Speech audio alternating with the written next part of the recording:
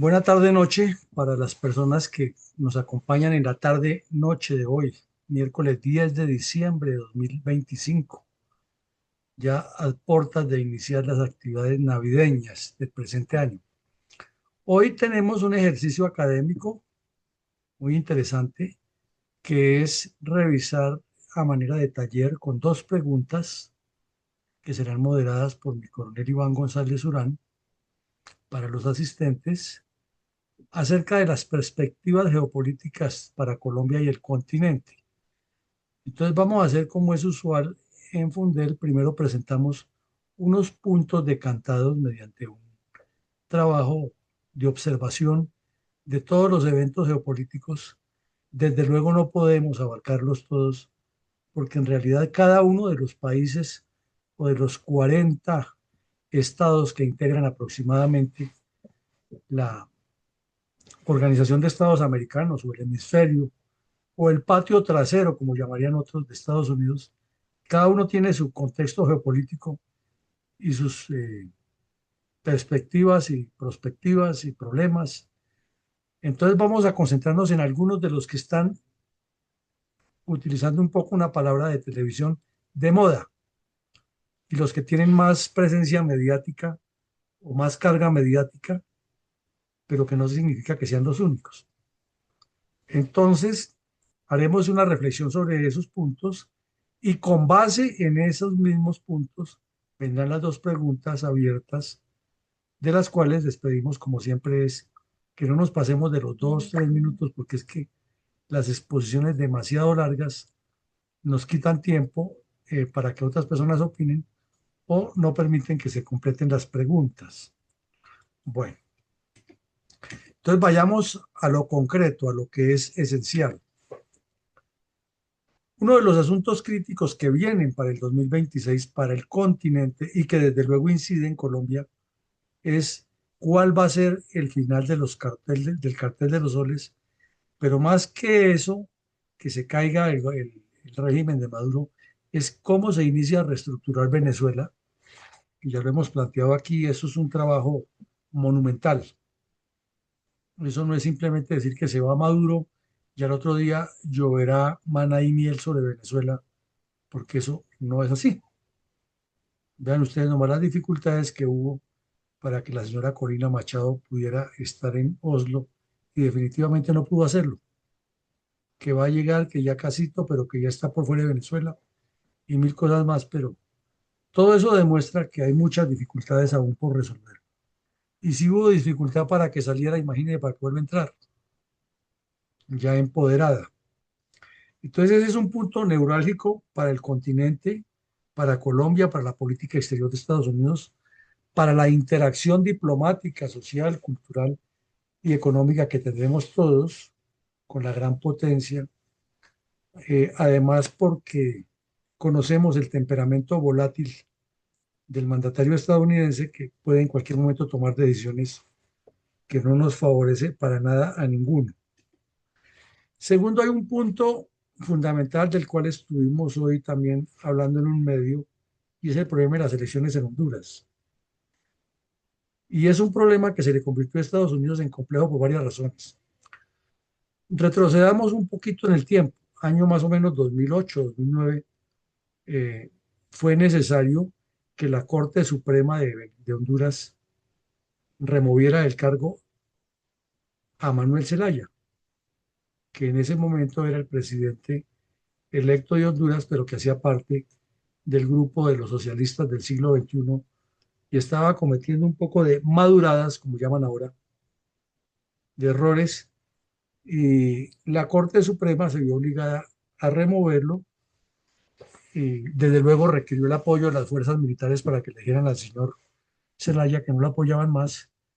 Entonces fue sacado del país, subieron al, no a un militar, como todo el mundo decía que era un golpe de Estado, sino el presidente de la Corte Suprema de allá, por situaciones constitucionales, legales, eh, asumió la dirección del Estado.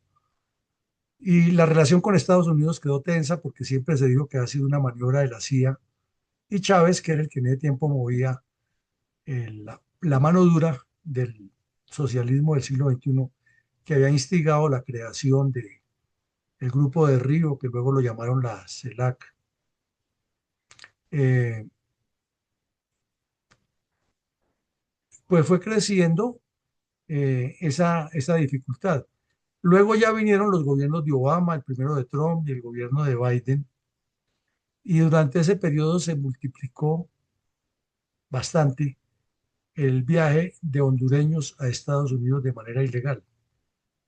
Mm, El problema de Honduras es que allí también hay maras, hay grupos delincuenciales, pero por conocimiento, por conocimiento que tenemos de la situación de Honduras, sabemos que la mayoría de esa gente es gente buena que está en una condición difícil, que van a trabajar, hacer trabajos muy difíciles en Estados Unidos. Es más, hay mucho hondureño que casi es analfabeta, pero son unos trabajadores impresionantes. Lo que pasa es que dentro de ellos, como en todas las migraciones, se cuelan delincuentes.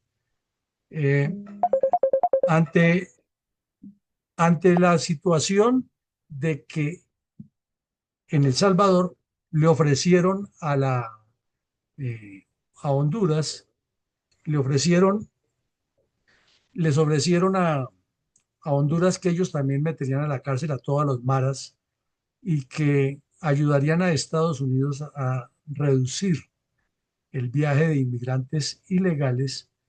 eh, Se multiplicó aún más la complejidad del asunto, porque Estados Unidos comenzó a girar una gran cantidad de dinero, lo que llama un tercer país.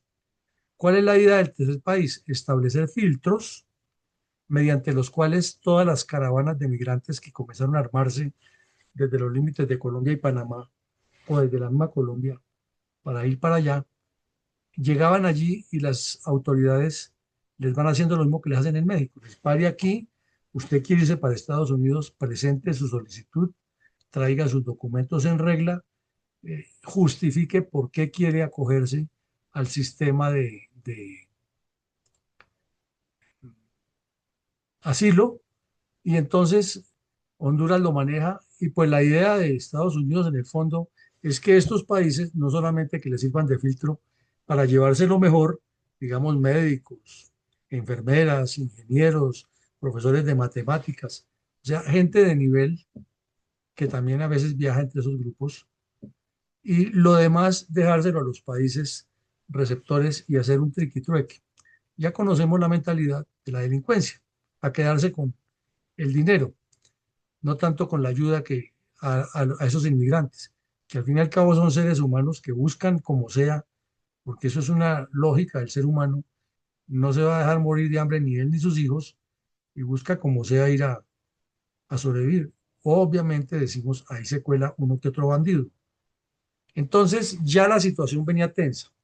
En medio de todo ese ejercicio durante el gobierno del señor Biden, un ex presidente recién salido del poder de Honduras fue señalado por el Chapo Guzmán, nada menos, con pruebas contundentes que le había dado dinero y que él les ayudaba a que la droga que venía de Sudamérica para México pasara por Honduras sin ningún problema, y que él era el que daba las órdenes.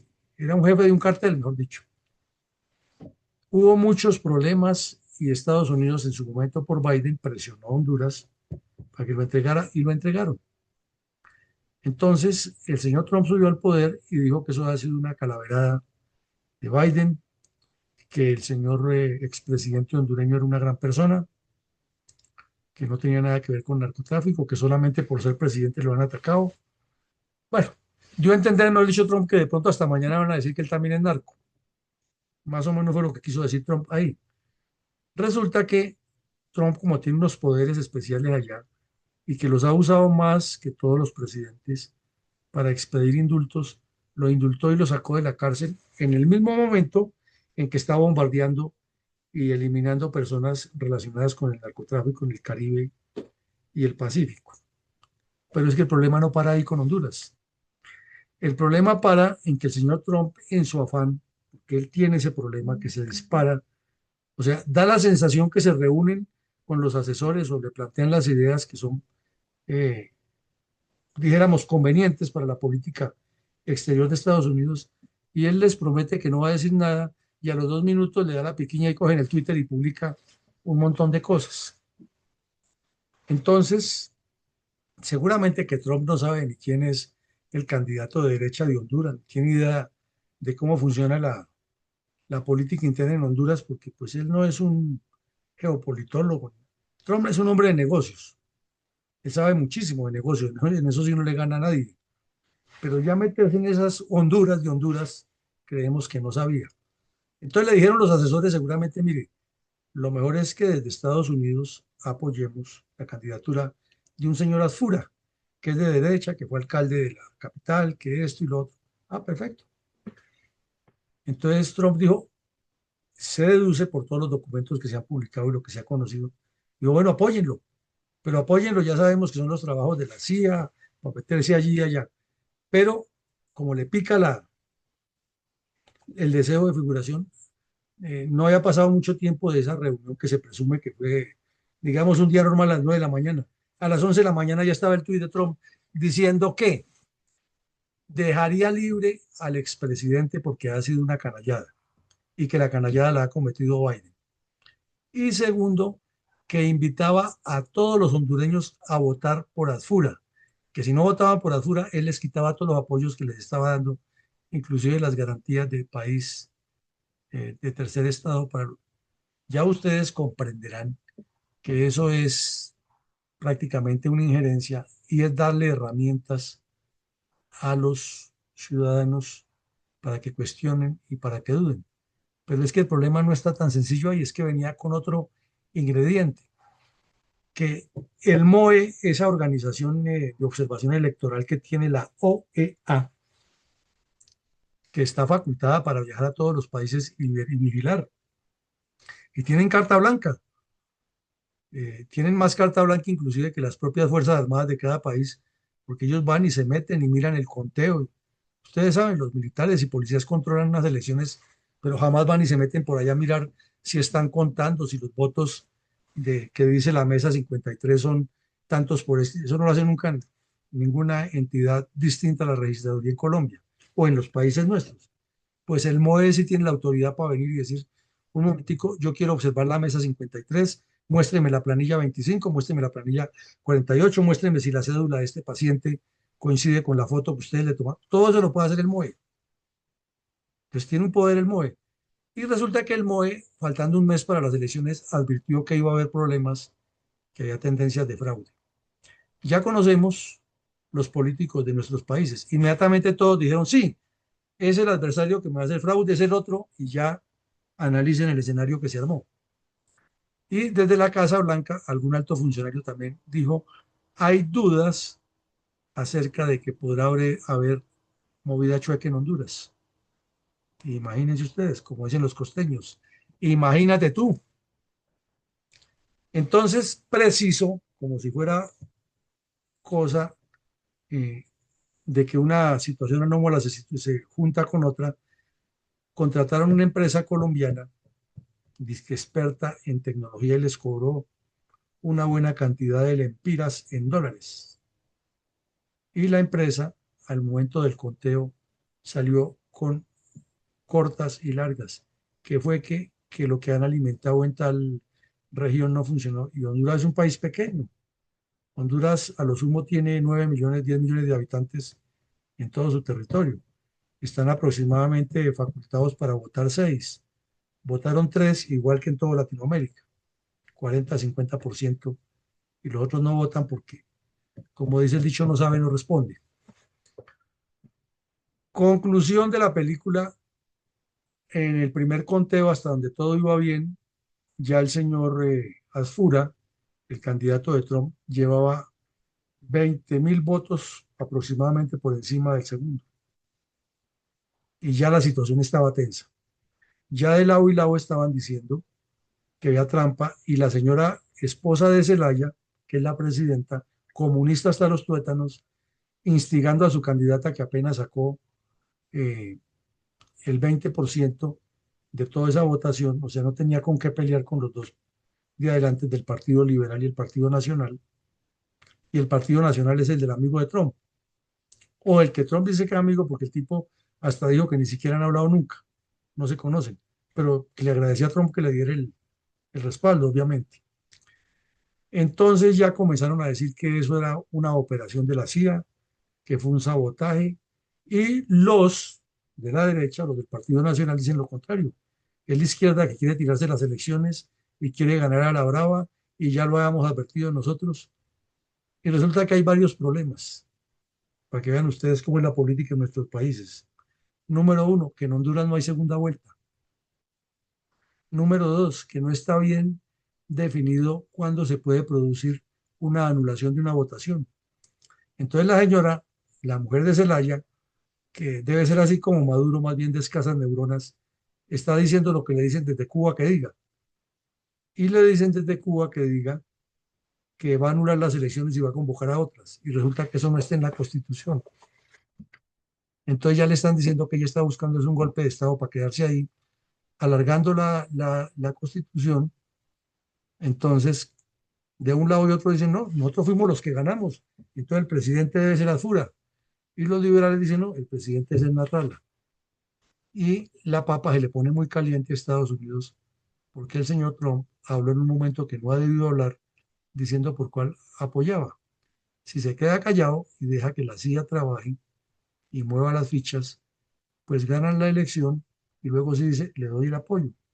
Pero ¿para qué le va a decir al país, yo, si ustedes no votan por este señor, yo les quito el apoyo?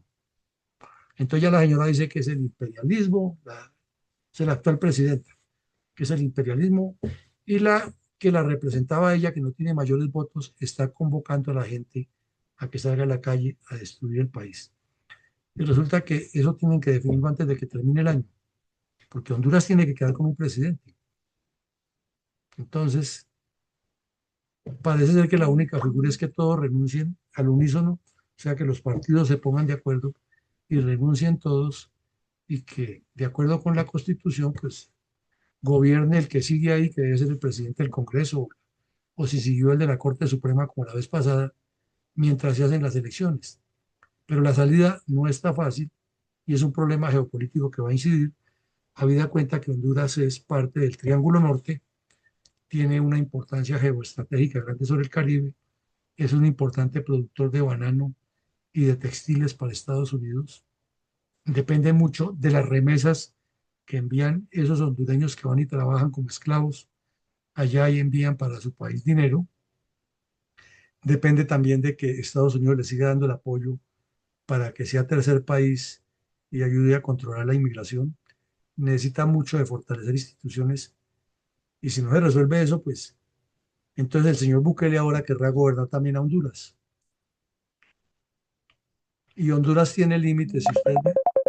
Si ustedes, si ustedes miran el mapa, Honduras tiene límites con Salvador, con Guatemala, con Belice, con el Océano Atlántico y tiene salida al Atlántico. Estoy en una conferencia, cuando yo lo llamo ahora. Eh, Otro asunto crítico que hay y cada día se pone más tenso, y es que hoy el señor Trump volvió a referirse a Petro y ya se refirió en forma más directa y le dijo, es que o usted aterriza o entra en sintonía, palabras más, palabras menos, o usted será el siguiente. Ya sabemos cuál es el primero, ¿no? Maduro. Entonces, todo parecería indicar que estos 6 meses que nos vienen el otro año van a ser muy tensos con el señor Petro, promoviendo su constituyente, utilizando la victimización de que Estados Unidos lo ataca y todos los días haciendo esa babosada que ya lleva más o menos 3 meses, que no hay un solo día que en ningún escenario, inclusive hasta entre los cuarteles militares, eh, insistiendo en que él es una víctima de Trump y que Trump es malo y que no sé qué, como si gobernara Colombia dependiera de lo que diga Trump cuando tienes que responder por lo que pasa aquí, este sujeto descompuesto. Pero todo parecería indicar que es que la salida en falso que tuvo de ir a decir estupideces allá en Nueva York exacerbó a los republicanos y le destaparon el dossier que tienen, que da la sensación que no es muy transparente y que podría venir una orden de captura contra este sujeto descompuesto y probablemente Estados Unidos está calculando lo mismo que en Venezuela es qué tan conveniente es darle una orden de captura, no sea que este sujeto que tiene mentalidad delincuencial utilice eso para las elecciones. Entonces puede que pase la vuelta electoral y ahí sí le pongan su orden de captura. Eso puede estar sucediendo. Pero igual no es la suerte de este sujeto descompuesto, es la suerte de Colombia, la que está de por medio y es con una persona completamente resentida y peligrosa para el país. Hay otro tema que es crítico, porque ya ustedes vieron que en el Congreso de Estados Unidos hay, hay un fuerte debate acerca de si se continúan las operaciones contra el narcotráfico o no, como se están haciendo, porque como allá también están en elecciones, hay un amplio sector demócrata que quiere ganar las elecciones diciendo que Trump asesina personas. Igual en la politiquería es igual en todas partes. Entonces, tampoco se sabe qué podrá pasar después de la noche de aguinaldo y del año nuevo con las operaciones en el Caribe, o si las suspenden, o si tan pronto se caiga Maduro es parte de la continuidad, o con la caída de Maduro se incrementan. O sea, escenarios y posibilidades muchas, pero es un asunto crítico de lo que hay en este momento. Y obviamente es que no es solamente Petro, como le dijo hoy Trump a Petro, es que Cuba y Nicaragua están en la mira y por eso probablemente Estados Unidos piensa en que Honduras sería una gran plataforma estratégica para controlar el Caribe, porque es que si ustedes miran el mapa, Honduras está en el centro del Caribe. Tiene, además, limita, como lo decíamos ahora, con Nicaragua al sur y con Salvador. Entonces tiene un escenario propicio para montar unas bases importantes. Recordemos que en la guerra de los contras, todas las bases de lanzamiento de operaciones de los contras estaban en Honduras. Y la doctrina Reagan pues no permitía que Nicaragua fuera a atacar a Honduras porque ya el problema era más complejo. Entonces se sabe que en la mira están Cuba y Nicaragua y que Honduras es muy importante en ese escenario, pero también lo es Colombia y lo es Venezuela. Entonces es un punto estratégico de la geopolítica que además alguien que está muy interesado en presionarlo es el señor Rubio por sus ambiciones para el 28 y tiene que ir construyendo una base, porque donde a Rubio no le funcione toda esta política exterior con el continente, se le cae el castillo en naipes que está montando. Pero también hay otro punto geopolítico importante. Ecuador, pues ya se matriculó el señor Noboa con Estados Unidos que él está, pero Estados Unidos lo mira de otra forma, ¿no? Es que una cosa piensa el burro y otra que lo estén jalmando, porque Estados Unidos sí viene dispuesto a darle mucho apoyo, pero ya por lo menos no les autorizó el Parlamento ecuatoriano que se vuelva a colocar una base militar en Manta y ya ahí ya hay problemas. Ya Trump no, que volvemos lo decimos, Trump, su lógica es el negocio. Si yo le voy a dar a ustedes, usted tiene que darme lo otro, punto. Él no mira mucho esos temas geopolíticos, ni de política interna, sino simplemente yo soy el que mando en Estados Unidos y usted el que manda en Ecuador, señor Novoa. El negocio es así o no hay negocio. Es más o menos la forma de actuar del señor Trump. Pero Ecuador tiene un problema complejísimo. Cada día crece más su relación con el narcotráfico. Eh, Se llegaba a decir en el gobierno de Lenín Moreno y en los otros que Ecuador ya estaba llegando al nivel de Estado fallido por el control que tienen las mafias de muchas partes, pero pues en Ecuador, a pesar de las dificultades que hay, es un país que aún conserva las instituciones y que para Estados Unidos es muy importante por el banano, por el mismo petróleo, por las compras que le hace, los intercambios, y porque no se puede dar el lujo de perder un territorio que es un Estado en ningún enemigo. Entonces, como China ha tenido los ojos sobre Ecuador, también hay que manejar las cosas con inteligencia. En el Perú, que tienen un presidente por deporte, también Estados Unidos viene mirando con mucha lupa lo que va a pasar cuando termine este personaje que está ahí, que es otra especie de, se me escapa este de la Argentina, ¿cómo es que llamaba el de Argentina que era payaso o Patiño? Eh, Carlos Saúl Menem, Menem. es otra especie de Menem, es el personaje este peruano.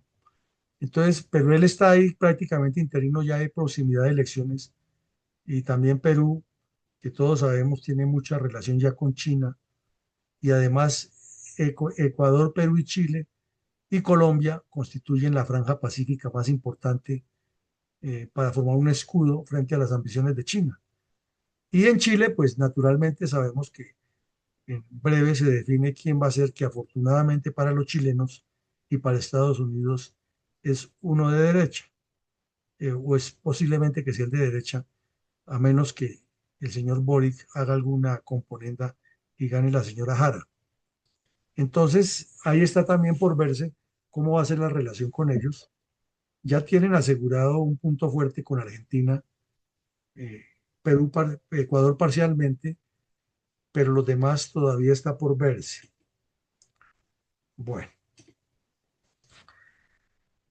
hay otro asunto crítico, es cómo bloquear a China y a Rusia. Ahora la noticia del tanquero, pues no se ha desenmadejado qué hay detrás de todo eso, pero va a ser difícil también y tensa la relación de Estados Unidos con China y con Rusia con ocasión de cuando ya Estados Unidos comience a actuar más directamente en la riqueza, en la riqueza de Guyana, de Venezuela naturalmente, la de Colombia, porque si hay un cambio de régimen, pues se volverá a pensar en explotar los recursos naturales, el gas, el petróleo, y las compañías estadounidenses están ahí, ahí listas, ya que están ganando mucho dinero en otras partes y necesitan pues enriquecerse más y tener los suficientes abastecimientos del crudo para el mundo.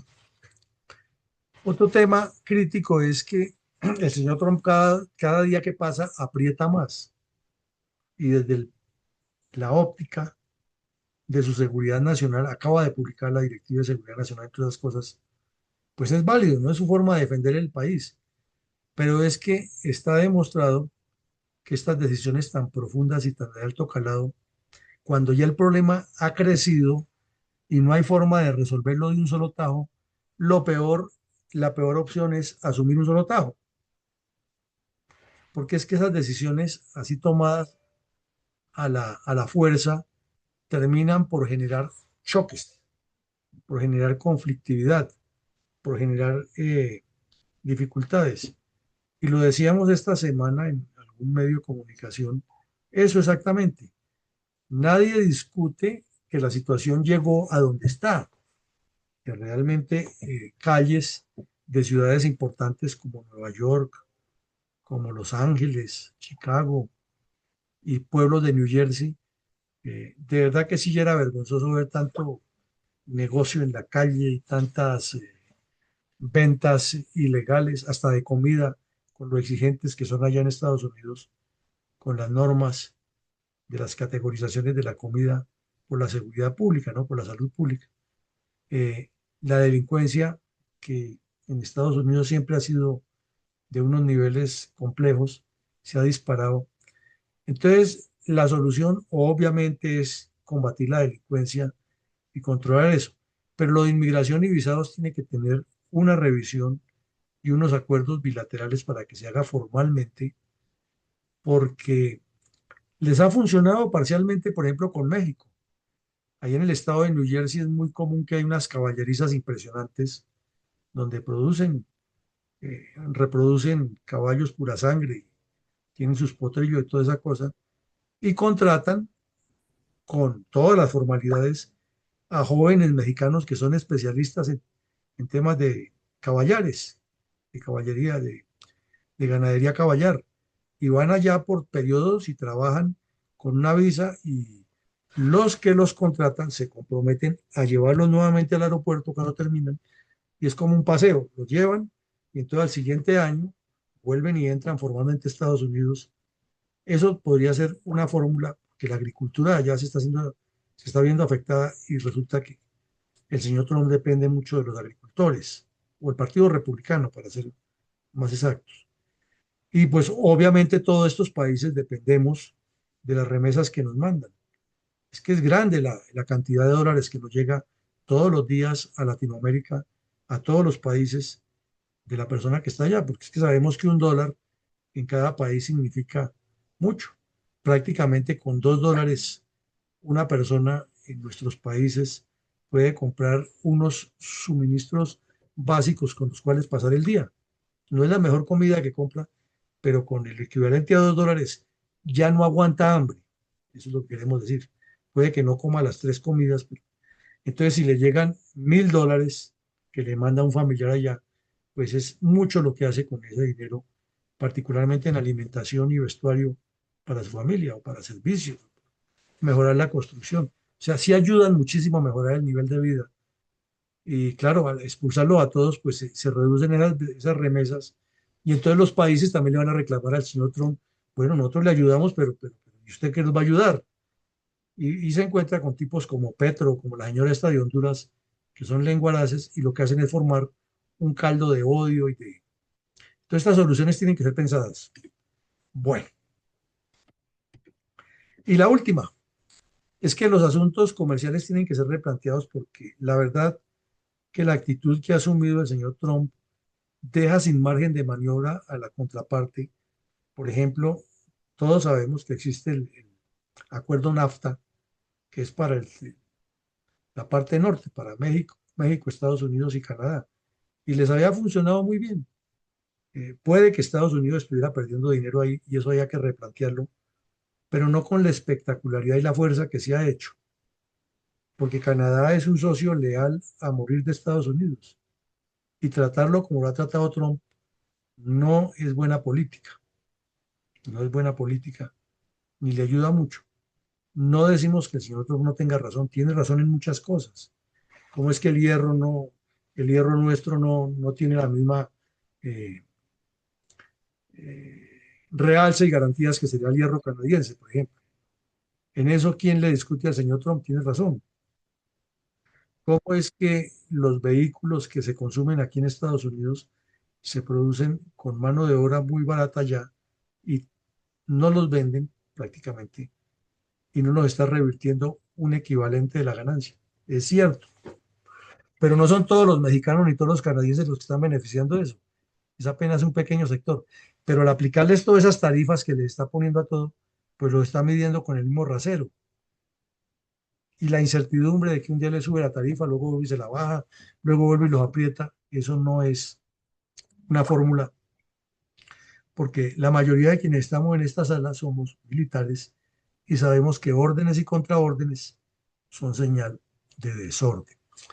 Entonces, visto estos asuntos críticos, como vemos el escenario geopolítico que tiene más cosas, Haití, Cuba, República Dominicana con el narcotráfico y el turismo, el Pacífico con los problemas que hay con México, eh, los acuerdos de libre comercio con todos los países, o sea, hay muchos temas más, pero digamos que sobre estos trabajemos las dos respuestas. Entonces le pido a mi coronel González que nos ayude, por favor, con la primera. ¿Qué temas argumentaría usted ante un auditorio del liderazgo de su partido político en un contexto de proyección geopolítica de Colombia a partir del 26? O sea, la jugada es, usted le va a hablar a su partido de qué es lo que tiene que hacer en el gobierno a partir del 26 para que Colombia tenga proyección geopolítica sin ponerse a pelear con Estados Unidos, lógicamente. ¿Y por qué decimos con Estados Unidos?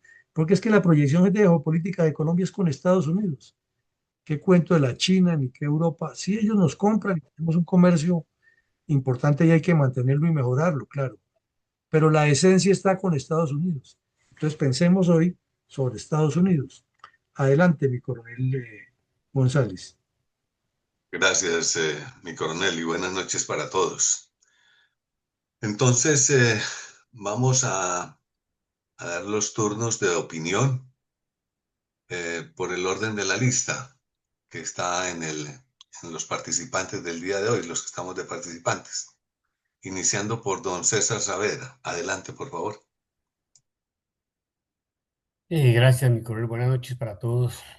Eh, bueno, la Buenas. verdad, como todas las reuniones, es interesante ¿qué argumentos tendría yo para mi partido político? Yo creo que el primer argumento que tengo para mi partido político en mi proyección geopolítica es poner orden en casa. Si uno no tiene la casa en orden, pues no puede proyectar nada. No es fácil salir a decir cosas cuando adentro está ardiendo el patio. Entonces, yo creo que lo primero que tenemos que hacer es poner en orden la casa, definir qué queremos hacer nosotros dentro de nuestra proyección geopolítica que tenemos, a dónde queremos llevar el país, qué queremos hacer.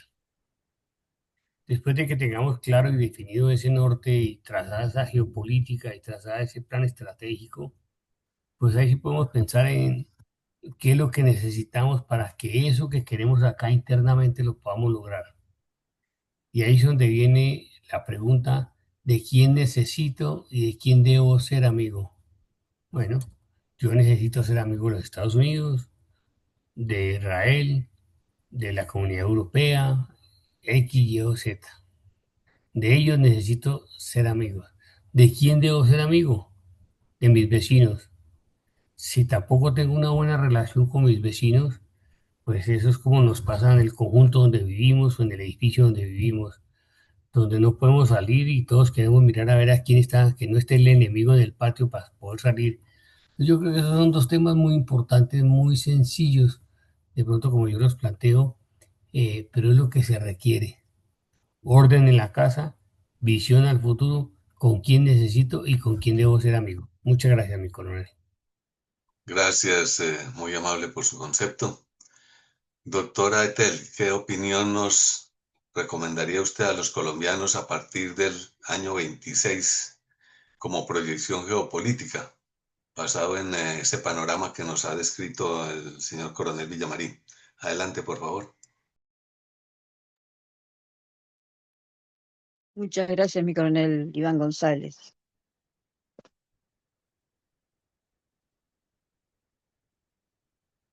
Bueno,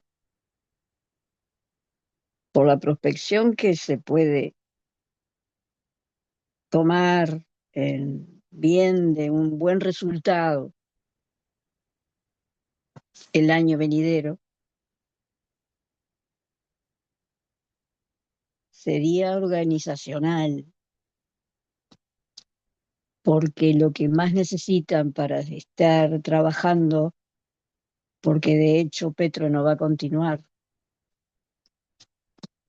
es una firme seguridad nacional y grupos de trabajo firme por la economía, por los niños, mujeres, niñas, personas en general, los militares, que no han podido accionar las herramientas para terminar con el narcotráfico y aunar esfuerzos, porque Trump es lo que quiere. Entonces, se beneficiaría muchísimo trabajando esa diplomacia nuevamente en beneficio de Colombia y abriría muchas brechas de funcionalidad más rápida, que en poco tiempo se vislumbraría la paz que tanto necesitan. Muchas gracias.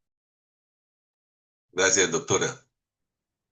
Don Eduardo Patiño, ¿qué proyección geopolítica propondría usted para Colombia a partir del año 26 en el contexto de el liderazgo de un partido político? Buenas noches a la sala. Bueno, en cuanto a la pregunta, yo pienso que para generar una proyección geopolítica para el país a partir del año entrante, me parece que es necesario, pues, tener un acercamiento con Estados Unidos, pero no llegar al punto de la subordinación. Un acercamiento a Estados Unidos que nos favorezca desde el punto de vista comercial, por un lado. De la misma manera, buscar la creación de bloques económicos con otros países del hemisferio para, pues, precisamente fortalecer las relaciones comerciales y así fortalecer no solamente al empresariado nacional, sino también al sector agroindustrial. Es es lo que se debe, yo creo que es lo que se debe enfatizar, ese acercamiento a ese bloque geopolítico, fortalecer esos bloques económicos que se trazaron desde Juan Manuel Santos, como hay un grupo con Colombia, Colombia, México, Perú y Costa Rica, si no soy mal, no estoy mal. Entonces, también buscar los acercamientos con otros países para establecer la eliminación del visado, que me parece muy importante. Y esto fortalecería el turismo binacional con otras naciones del hemisferio. Me parece que esto pues puede ser significativo y pues mantenerse al margen de esas polarizaciones políticas internacionales que se estén dando. Colombia debe mantener una neutralidad para que pues no sea víctima ni caiga en esas polarizaciones que está cayendo el hemisferio entre tendencias de extrema izquierda y de extrema derecha. Me parece, y pues mantener pues abiertas las proyecciones, no solamente desde el punto de vista comercial, sino geopolítica hacia la cuenca del Caribe y la cuenca del Pacífico, como proyección hacia el comercio global. Muchas gracias. Gracias, don Eduardo. Mi coronel Luis Alfonso Carvajal, ¿cuál considera usted que debiera ser el liderazgo de un partido político en Colombia en el campo de la proyección geopolítica a partir del próximo año? Gracias, buenas noches. Para que Colombia se pueda proyectar geopolíticamente a partir del 2026, propongo 5 temas. Primero, garantizar la democracia, que Colombia siga siendo un país de libertades y de respeto por el Estado social de derecho.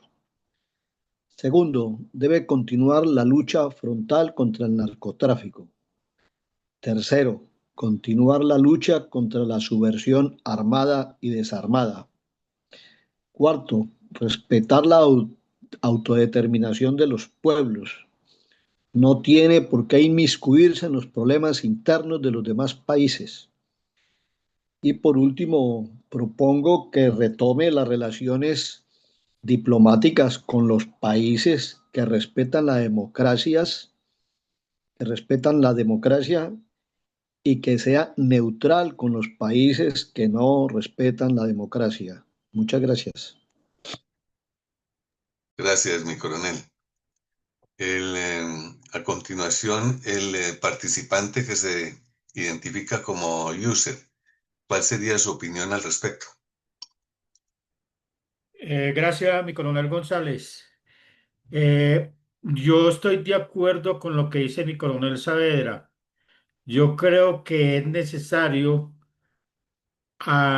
buscar cuáles pueden ser mis mejores amigos.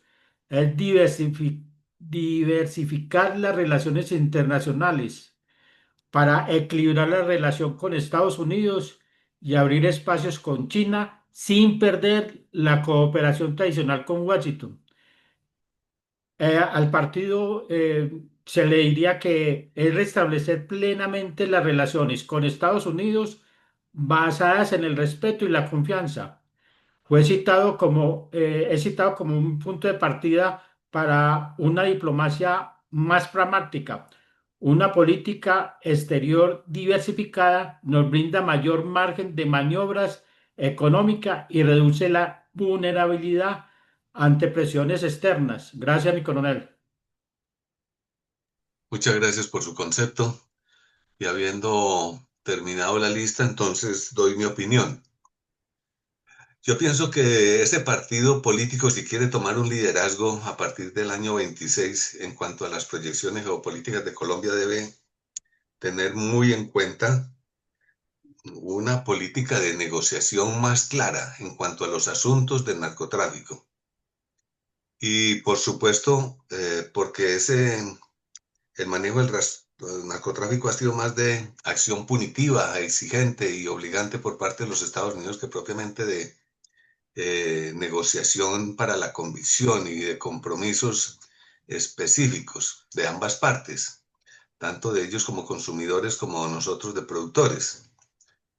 Y lógicamente alrededor de eso, pues el mejoramiento ya general del resto de relaciones comerciales, económicas, financieras, políticas, ideológicas, especialmente en lo relacionado con el mejoramiento del mercado cafetero.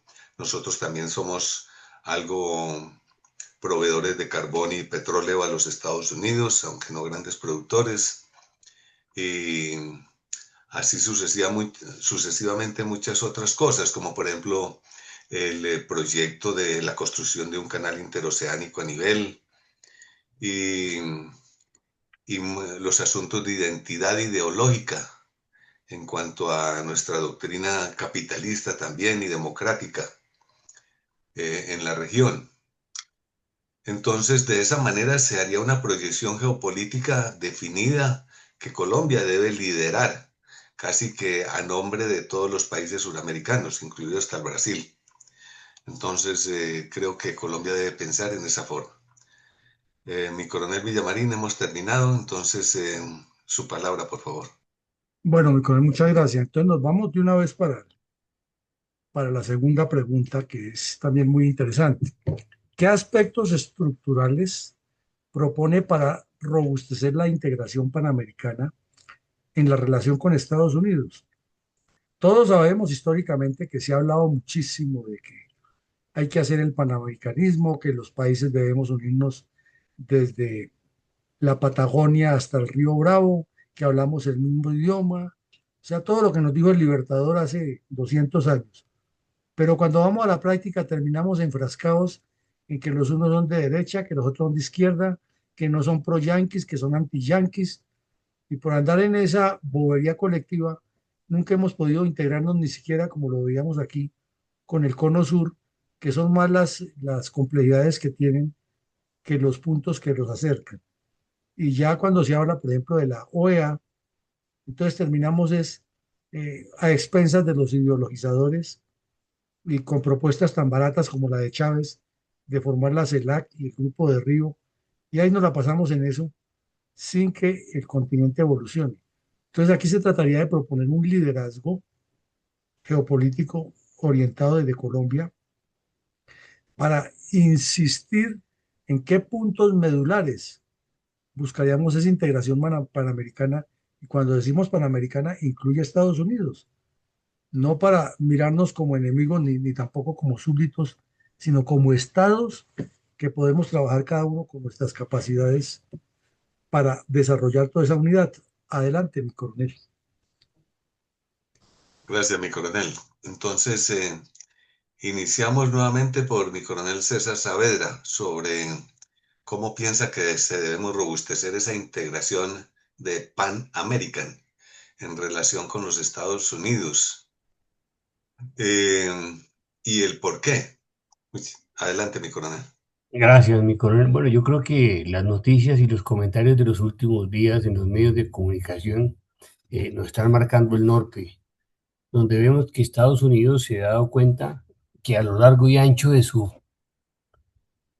vida, sobre todo en los últimos años, hablemos de los últimos 4 o 5 presidentes o más de Estados Unidos, se ha menospreciado y se ha olvidado el patio trasero de Estados Unidos, que es América Latina. Yo creo que es algo que por fin Estados Unidos le está poniendo la atención, quiere como hacen los animales, como hace el gato, como hace el perro, sencillamente decir, marcar su territorio, decir, esto es mío, aquí estoy, aquí me quedo y aquí nadie me va a sacar de acá. Entonces yo creo que ese es un buen punto, es un buen principio. No podemos desconocer que todos los países de América Latina, todos los 20 países de América Latina, incluyendo Caribe, de alguna manera dependemos y necesitamos de Estados Unidos. Entonces yo creo que lo más importante para robustecer esta relación es que tengamos un liderazgo de Estados Unidos, que se genere una reunión de puertas abiertas con todos los presidentes y sencillamente se transmita la voluntad de ser una sola América Latina, donde los intereses sean comunes a todos, el desarrollo, el progreso, la reducción de tantas de la pobreza absoluta que tenemos y tantas cosas que podemos hacer, eh, es el momento de hacerlo. Yo creo que nosotros debemos aprovechar esta oportunidad que está generando Estados Unidos, de que por fin está mirando hacia su continente y no está pensando solamente en lo que pasa en Europa, en Asia o en otros continentes. Es un buen momento.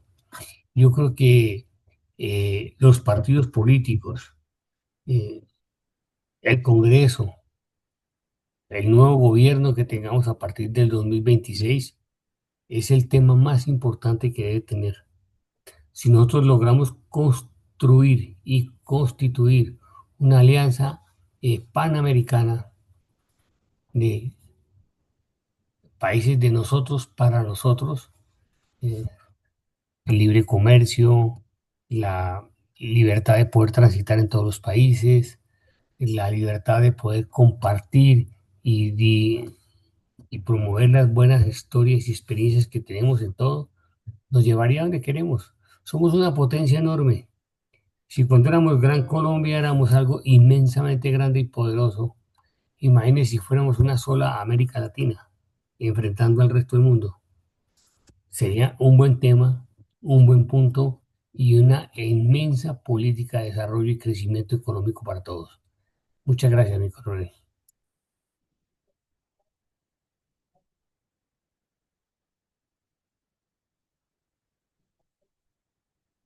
Mi coronel, no sé si me escucha, muchas gracias. Sí, Gracias. claro. Siga, siga, doctor González. Mi coronel,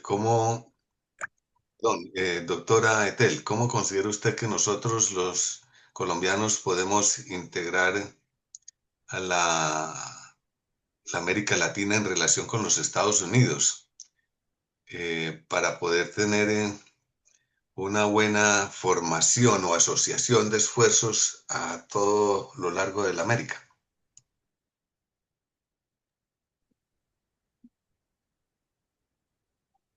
Como decía anteriormente el coronel, es un buen momento.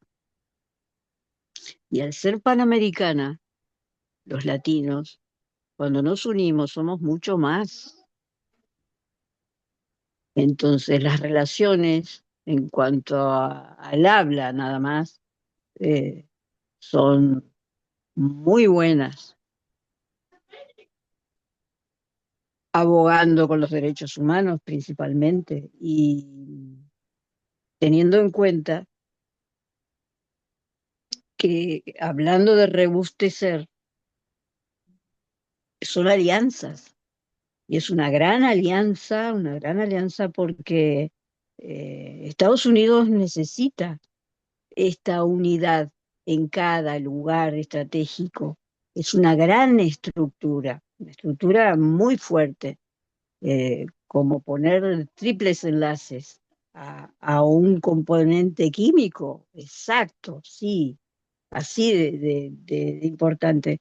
Y no estaría nada mal, ¿no? Hacer una gran cumbre panamericana y que estén cada uno de los países que la conforman.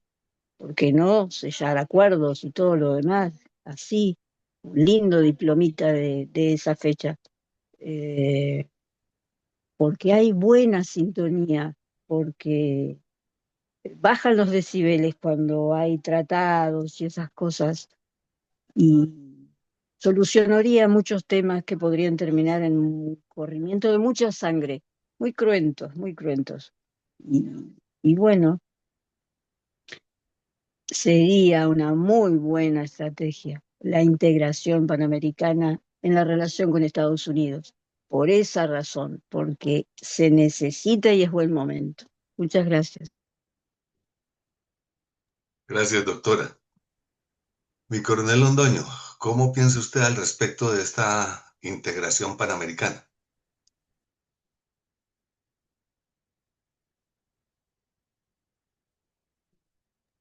Bien, entonces el participante que se identifica como user, ¿cuál sería su opinión al respecto?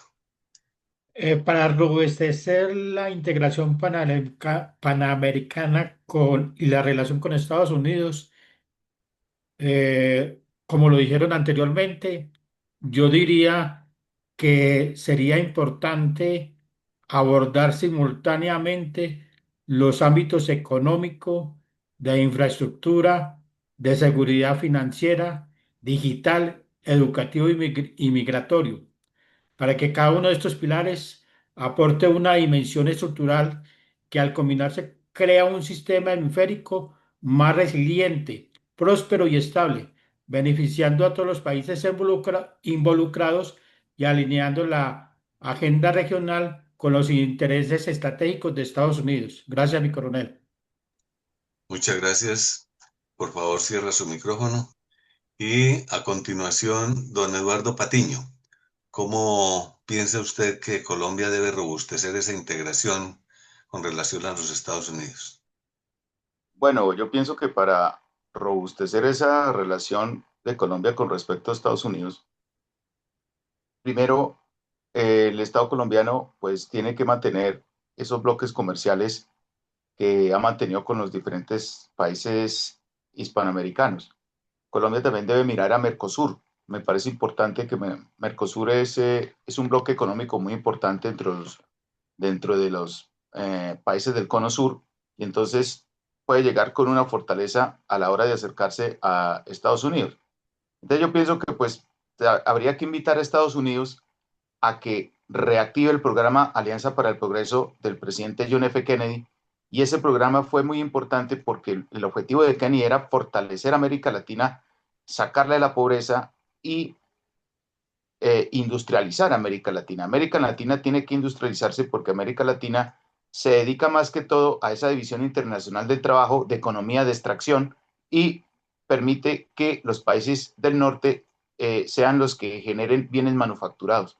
Entonces, acabar con esa dinámica, y yo creo que el programa de Alianza para el Progreso beneficiaría mucho porque cambiaría la mentalidad del empresariado latinoamericano y colombiano, y también se puede producir generar un proyecto agroindustrial a gran escala, no solamente con Colombia, sino con todos los países, y de la misma manera, pues el fortalecer la cuenca del Pacífico, y en miras al nuevo canal interoceánico que está pues proyectando Colombia en esa medida. Entonces me parece que ese sería, y es una de las formas para también a debilitar la extrema izquierda, si se retorna a ese programa de Alianza para el Progreso, que también tuvo un componente social muy, muy interesante y significativo. Entonces, pienso que esa es una de las maneras para poder consolidar ese panamericanismo tan anhelado entre todos los países de Iberoamérica, Estados Unidos y Canadá. Muchas gracias. Muchas gracias. A continuación, ¿cuál es su opinión, mi coronel Luis Alfonso Carvajal? Gracias. Propongo un solo aspecto estructural, que únicamente se tenga a la OEA como organismo rector para la unidad panamericana, que se extingan las demás organizaciones que han sido más bien el factor de división, como CELAC, Grupo de Río. Algunas ya se han extinguido precisamente por eso, como Mercosur, Parlamento Andino, etcétera. Difícil lograr la unidad panamericana si vivimos es como una familia dividida. Muchas gracias. Gracias, mi coronel. Finalmente, entonces, doy mi opinión al respecto. Está en el mismo sentido de mi coronel Luis Alfonso. Y es que nosotros debemos propiciar y aprovechar la trayectoria histórica que tiene la OEA y propiciar su fortalecimiento. Mi coronel Carvajal decía que reducir esas otras organizaciones que se le han creado paralelamente, como una burocracia poco útil y una diplomacia anquilosada, que inclusive ha sido cooptada por socialistas. Actualmente que la manipulan ideológicamente, casi que convirtiéndola en organización como ente fiscalizador y control de las naciones. Y ese no es el sentido. El sentido es que se mantenga la autonomía individual de las naciones y sus propias ideologías pero que nos unifiquemos en los conceptos que nos son de interés común, como en este caso las relaciones con los Estados Unidos. Entonces, Colombia, para esa integración debe robustecerla empleando a fondo su embajada en la OEA, que debe ser muy activa en todos los sentidos, ya sea en los campos de la Alianza para el Progreso, como lo dijo Eduardo Patiño, o en la parte económica, ideológica, desarrollar muchos foros, proponer muchas ideas, ser muy creativo. Y esa embajada debe ser muy ingeniosa y que se justifique, que no sea simplemente para cubrir ahí la obligación de estar allá y lógicamente justificar también adecuadamente los gastos que nos cuesta a los colombianos mantener esa representación. Entonces creo que ese es un buen canal que debe hacer y asumir con potencia Colombia a partir del año 26. Muchas gracias, mi coronel Villamarín. Su palabra, por favor. Bueno, mi coronel, muchas gracias, muy amable. Bueno, Saavedra levantó la mano. ¿Tiene algún dato que agregar? Sí, no, mi coronel, lo que pasa es que oyéndolos y escuchándolos a ustedes, quería compartirles una experiencia que he tenido en mi compañía donde he trabajado. Nosotros en el año 2003 pensamos en que unir varios países, le estoy hablando a ustedes de Arcos Dorados, la franquicia que opera McDonald's para América Latina. En el 2003 dijimos, bueno, pero ¿por qué no nos unimos? Y lo primero que había era un rechazo a que no, pues yo qué tengo que ver con. Los primeros países que unimos fue Perú, Ecuador, Colombia, Bolivia y Venezuela. Llamamos PECOVE esa región. Y en el año 2003 nos dimos cuenta que podíamos tener muchas cosas afines, mucha sinergia, que los problemas de personal eran iguales, o los problemas de marketing, o los problemas de finanzas, o los problemas de desarrollo, los problemas de auditoría eran muy similares. Y eso nos dio y nos permitió avanzar. Después creamos algo que se llamaba SLAT, que era todo Sudamérica, los 10 países, 11 países de Sudamérica. Y nos dimos cuenta que podíamos también trabajar y ser muy de la mano y compartir y sinergia y sobre todo ahorrar muchos recursos en este proceso. Y posteriormente hicimos el siguiente paso a partir del año 2000, más o menos eso pudo haber sido 2000, ¿qué? No sé, tal vez 2011 o 2012, se hizo un liderazgo de todos los 20 países de América Latina bajo una sola cabeza. Y les quiero decir que el ejercicio muy positivo. Los problemas de México son muy parecidos a los problemas de Argentina o los problemas de, no sé, de territorio francés, de Puerto Rico, de Islas Vírgenes, son muy parecidos los problemas. Entonces nos dimos cuenta que si nosotros aprovechemos y robustecimos nuestra integración, bueno, la sinergia es enorme. Tener una sola cabeza, una sola dirección, tener todos trabajando hacia unos mismos objetivos, pues nos permitió crecer y desarrollarnos. Hoy somos una franquicia muy interesante. Antes éramos el patio trasero de los Estados Unidos. Hoy somos la franquicia más grande que tiene McDonald's Corporación. Entonces yo lo que quiero decir es que si eso pasa con una compañía, imaginen lo que puede pasar con la sinergia de los mismos 20 países, buscando todos un norte, apoyos, ahorros, sinergias, nos llevaría a ser una gran potencia. Ese era el comentario que quería hacer mi coronel. Algo real, algo vivido y algo para demostrar. Saludos.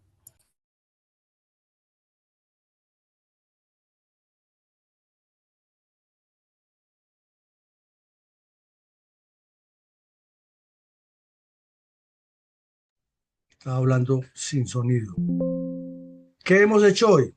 Nos propusimos mirar, reflexionar, proponer, sugerir, escudriñar perspectivas geopolíticas para Colombia y el continente en el 26. Porque pase lo que pase, la vida sigue, ¿no? Y los problemas que van surgiendo en la vida política, económica, social, cultural, que a la final son problemas geopolíticos, locales, regionales e internacionales, hay que buscarle solución. De eso se trata la política bien concebida. Entonces comenzamos por mirar una lista de unos de los aspectos críticos geopolíticos que están en boga en este momento en nuestro continente. Y tocamos cada uno de los que están ahí relacionados punto por punto, viendo que hay una directiva que acaba de producir la Casa Blanca, la publicó a finales de la semana pasada y ha tenido bastante crítica interna ya en Europa. En Latinoamérica no se le ha dado tanto el despliegue porque aquí vivimos de otros avatares, pero sí se le ha puesto cuidado en algunos sectores. Y en esa agenda se tocan muy tangencialmente estos puntos, se enfoca es obviamente en los intereses de Estados Unidos, pero como la negociación debe ser de dos partes, porque al final todos estos problemas se resuelven es con negociación, no pueden ser resueltos a la fuerza, habida cuenta que ni el propio Estados Unidos tendría la fuerza suficiente para imponer a la brava todas estas cosas. Pero como se trata de un beneficio mutuo, hay que encontrar los puntos y tiene que haberlos. Tiene que haberlos. Hay temas muy sensibles en los cuales la solución es el compromiso y la acción directa de las dos partes. Hay otros en que una parte debe ceder más que la otra, pero siempre sobre acuerdos serios de Estado a Estado y sin ideologizar la relación. Entonces comenzamos por la primera pregunta, que era ¿qué temas le argumentaría usted acerca de un auditorio de liderazgo de su propio partido político para proyectar a Colombia geopolíticamente? Todas las respuestas de ustedes comenzaron por apuntarle al partido y eso ya es un avance grande porque digamos que tal vez es uno de los grupos o tal vez el único de los grupos que se reúnen todos los días o eventualmente hablar de política, que no está hablando de candidatos ni de estratagemas para ganar votos, porque eso habrá que hablarlo y habrá equipos para eso, cuando se constituya un partido político serio. Pero estamos hablando de la esencia de la política. Y ustedes apuntan a demostrar que son los partidos políticos los que tienen que trazar toda esa línea geopolítica, los que tienen que mirar hacia el futuro del país. No son los candidatos individuales, no son. Y cuando logremos convencer a una masa crítica, una masa importante de personas, que es por ahí, habremos dado un cambio trascendental en la forma de concebir la política. Porque es que los candidatos, así como nos dicen a los militares en los cuarteles, siempre nos lo dicen los superiores, todos somos pasajeros. Los candidatos y los líderes políticos son pasajeros, pero las instituciones, comenzando por los líderes, se conservan en el tiempo y hay que conservarlas. Y Colombia en su contexto como Estado es una grandísima institución, una enorme institución, pero que es la sumatoria de una cantidad de instituciones. Entonces, proyectar en el futuro, ustedes le apuntaron perfectamente donde era la diana y sería pues reiterativo decir todo lo que ustedes dijeron, pues no a reconstruir todo, pero lo importante es el concepto, lo que ustedes le apuntaron, ¿sí? Es la construcción geopolítica a partir de partidos. Formémonos siempre ese criterio de hablar, cuando nos hablen de política, sí, eso es una maravilla lo que el señor dice, ¿cuál es el proyecto del partido? ¿Cuál es la prospección geopolítica? No que es que geopolítica, no, geopolítica sí, porque geopolítica suma geografía, historia, sociología, cultura, seguridad, salud, inversiones, atracción, desarrollo, todo es la geopolítica. Y la geopolítica es una sumatoria. Y quien tiene que concebir eso no es una persona, es un partido. Entonces, perfecto, le pegamos todos a la diana en esa respuesta. Y la segunda, ya nos fuimos un poco más ambiciosos y hacia arriba. Y aquí volvieron a surgir elementos, porque ya tratamos de decir, bueno, es que hay que robustecer la integración panamericana. Entonces volvimos a retomar el tema que ustedes habían tocado en varias de sus respuestas, con puntos muy concretos que apuntan a algo esencial. Es que para mandar hay que aprender a obedecer. Para exigir una buena producción, una buena cocción de alimentos a un cocinero, hay que saber qué es lo que se hace en la cocina. Para que un grupo de pilotos hagan un ejercicio militar, el que los manda tiene que saber de qué es lo que está diciendo. No puede enviarlo allá a la Topa Tolondra y hagan esto, porque yo soy el jefe. Tiene que saber de pilotaje, tiene que saber de maniobras aéreas y coordinaciones, mil cosas más.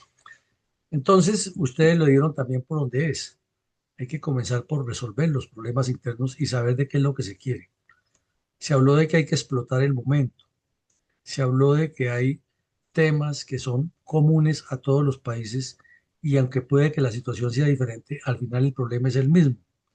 Se habló de la integración de los pueblos respetando la autonomía de cada pueblo sin que se meta nadie a interceder con lo que acostumbran los comunistas de estar metiendo problemas a otros países, o en el caso nuestro que tenemos al señor Petro hablando estupideces por allá de lo que pasa en Gaza y no es capaz ni de organizar el escritorio que tiene aquí, o hablando del medio ambiente, de lo que afectan los países del primer mundo, y él no es capaz ni siquiera de garantizarle agua potable a los niños de La Guajira, y está hablando de resolver el medio ambiente del mundo.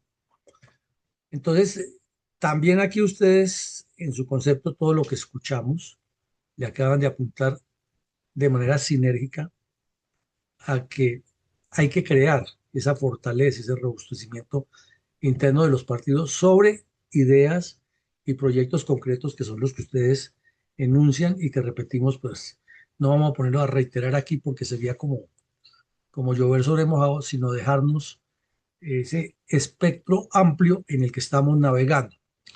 Conclusión de todo esto, para terminar el seminario de hoy, es una sola. El trabajo de la formación política y geopolítica va de la mano, es de un partido.